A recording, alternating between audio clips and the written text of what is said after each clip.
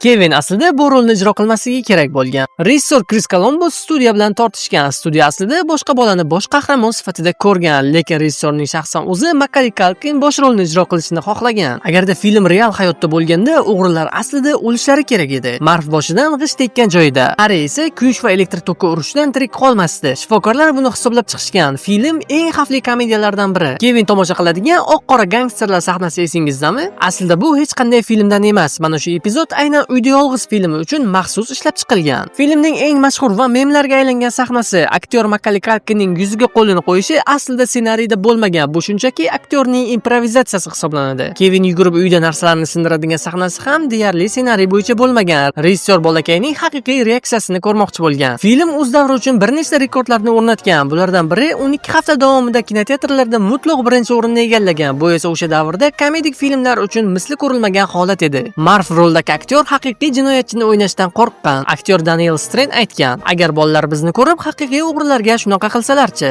Shuncha yillardan beri bu film Yangi yil ramzlaridan biriga aylanib ulgurdi. Siz bu film haqida yana nimalarni bilasiz? Fikrlarni izohlarda qoldiring. Shu kabi kontentlarni o'tkazib yubormaslik uchun esa sahifamga obuna bo'ling.